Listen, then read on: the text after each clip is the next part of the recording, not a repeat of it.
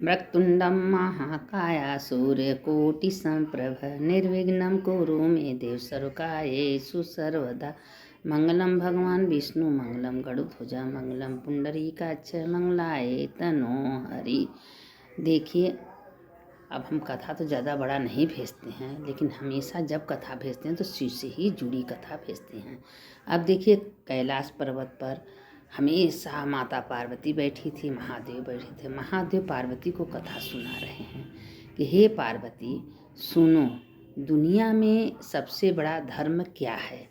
तो पार्वती माता बोली कि प्रभु बताइए क्या है। तो भोलेनाथ बता रहे हैं, देखो पार्वती, अगर जो भी प्राणी अगर रास्ते में जा रहा है, कोई गौ माता दिख जा रही हैं, तो अगर गौ माता को प्रणाम कर रहा है और गौ माता के चरणों का धूल माथे पर लगा रहा है, तो सबसे बड़ा पुण्य वही है। और जिसके घर में गौ माता हैं, गौ माता का सेवा कर रहा है, वंदना कर रहा है, गौ माता को पूजा कर रहा है, गौ माता सब कुछ सुख समृद्धि सब कुछ देने वाली हैं। तो इसीलिए कहते हैं कि गौ माता को जिसके पास जगह है वो देसी गाय घर में रखिए, उसका दूध भी फायदा है, गोबर दही दूध। और नहीं है तो माँ का भी प्रणाम तो कर ही सकते हैं। लोग कहते हैं थोड़ा सा दूध से महादेव का अभिषेक करिए, महादेव बहुत खुश होते हैं। अब एक बार की बात थी और राजा कहीं जंगल में जा रहे थे। जंगल में गए, एक पेड़ के नीचे एक गौ माता बैठी थी। जब गौ माता बैठी थी तो राजा ने न गौ माता को प्रणाम किए, और कई गायें थी वहाँ, राजा ने कुछ नहीं किए गौ माता के साथ। तो गौ माता क्या की कि चले गए। अब उनका इतना बड़ा दोष लगा कि एक ब्राह्मण पोथी लेके जा रहे थे। तो कहें ब्राह्मण ये पोथी कैसा है। कहें पोथी में सबका लेखा जोखा होता है, और जो जैसा कर्म करता है उसका लेखा जोखा इसी पोथी में है। अभी सारी कथा महादेव पार्वती जी को सुना रही हैं। तो कहें तब प्रभु क्या हुआ। तो कहें इतने बड़े पोथी है, उसमें देखिए मेरा भी कहीं नाम है।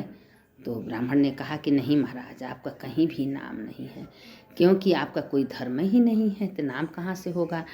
तो राजा बड़े चिंतित हो। उसी समय से राजा इतना चिंतित हो गए कि क्या मेरा कोई धर्म नहीं, हम कोई अच्छा काम नहीं करते। अब उनके अंदर ऐसा ऐसा बैराग आया कि उसी सारे दुनिया को मतलब अपना राजपाट त्याग के वो खाली चले गए जंगल में। वहाँ गए, 5-7 ठो गाय रखी, और वो गाय रख के उन्हीं का पूजा करने लगे, उन्हीं का आराधना करने लगे। और वहाँ पर राजा जो है अपने माँ बाप को भी जंगल में ले आए।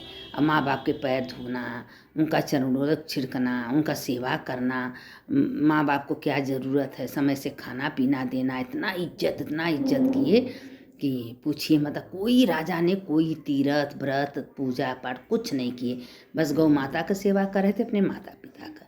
अब तो एक दिन क्या हुआ कि कहीं कथा सुन रहे थे तालाब के किनारे, तो वहाँ आया कि जिनके पास माता पिता हैं उनके शरीर में 33 कोटि देवी देवता रहते हैं। अगर वो माता पिता का सेवा कर लिया, माता पिता के आंखों में आंसू नहीं आने दिया, तो उसका चारों धर्म उसको मिले, काम अर्थ काम मोक्ष धर्म, उसको जैसे मतलब कि चारों धर्म उसके अंदर है। तो वो पुरुषार्थ करने लगे राजा, और जब पुरुषार्थ करने लगे तो अर्थ भी मिल गया और मोक्ष भी मिल गया। तो बड़े फेर में पड़े कि आखिर हमने तो ऐसा कुछ नहीं किया, सिर्फ गाय का सेवा किया, माता पिता का सेवा किया, और तो कोई धर्म नहीं किया, न तीर्थ गए न व्रत किए, तो हमको मोक्ष कहाँ से मिलेगी। तब वो ब्राह्मण बोले कि देखो राजा, दूसरी बार वो ब्राह्मण फिर छोटा सा पोथी लेके उसी जंगल में फिर घूमते घूमते आए। फिर राजा कहें कि पोथी में देखिए कि हमारे राज्य में कोई ऐसा है धर्मात्मा कि इसका नाम है पोथी में।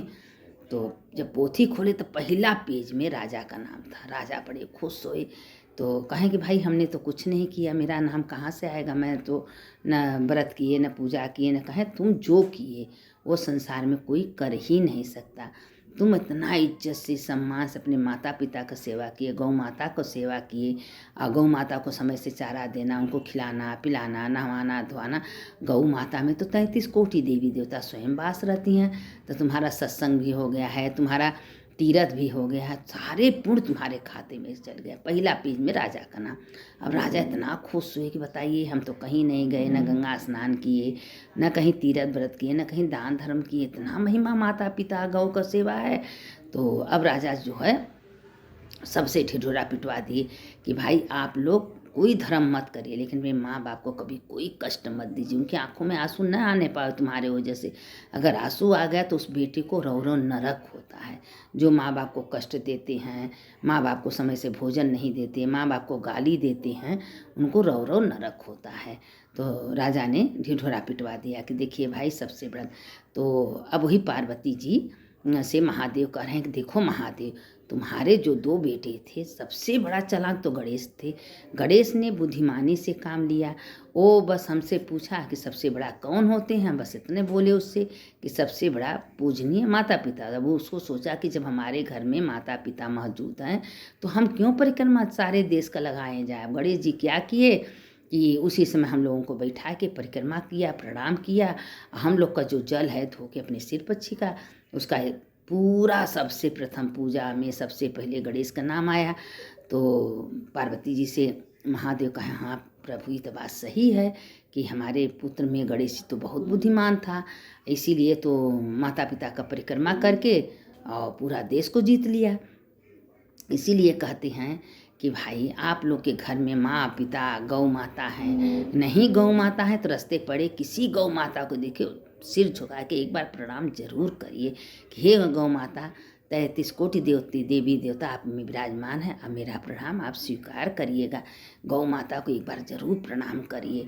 अगर कोई ज़रूरी नहीं है, जिसके पास जगह नहीं है, ज़मीन नहीं है, गौ माता नहीं रह सकते, तो गौ माता को प्रणाम करिए, उसको पुण्य उतना ही उसके खाता में पहुंचता रहेगा। यह महादेव पार्वती जी से कह रहे हैं।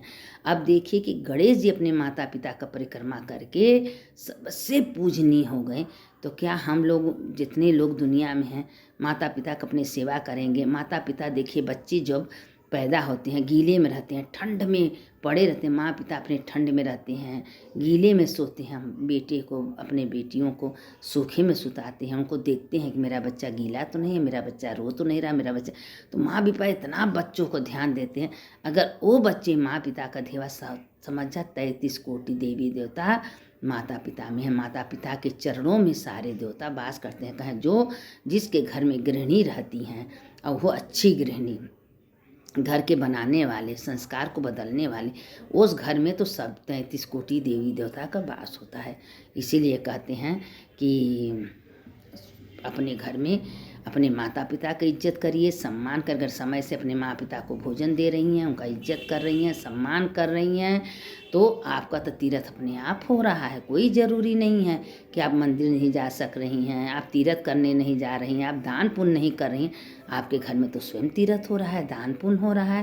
तो इसीलिए बार बार हम कहते हैं कि आप लोग इज्जत सम्मान कर। अगर आपके घर में कोई अतिथि आ गया, कोई आ, उसको देवता समझिए। किस रूप में नारायण आ जाए कोई नहीं जानता। अतिथि के रूप में भगवान समझिए कि कोई ना कोई भगवान हमारे घर में आए हैं। उनको इज्जत से सम्मान करिए, गिलास पानी पूछिए। अगर भोजन के समय आ रहे हैं तो उनको भोजन कराइए, क्योंकि यही सब पुण्य है। और ये सब महादेव से महादेव पार्वती को सुना रहे हैं। उसी समय नारद भी आ गए हैं और श्रृंगी भृंगी नंदी सब बैठे रहते हैं। तो कहते हैं कि एक लक्ष्य होना चाहिए। इसे नंदी का मुंह हमेशा शिव जी के सामने रहता था। क्यों? ये शिव जी नंदी को वरदान दे कि नंदी तुम्हारे मत सेवा करने वाला दुनिया में हमको कोई नहीं मिला, इसलिए तुम हमारा जहाँ भी मूर्ति होगा तुम मेरे सन्मुख रहोगे और तुम हमको हमेशा देखते रहोगे। तो इसलिए महादेव को हमेशा नंदी देखते रहते हैं। अगर आप नंदी के सामने बैठ जाइए, नंदी का पूजा करिए, स्वयं महादेव का ही पूजा होता है। तो महादेव कहते हैं कि हमारा पूजा कम करिए। हमारे जो गण हैं, जो लोग हैं, उनका लोग पूजा करते हैं तो हमारा पूजा तो स्वयं हो जाता है। इसीलिए 33 कोटि देवी देवता में शंकर जी सबसे पूजनीय है। उनके एक बगल में गणेश, कार्तिक, अशोक सुंदरी, जया, विषहरा, सावित्री, धोतली देव, सब बेटियां, सारे देवता देवी भोलेनाथ में विराजमान हैं।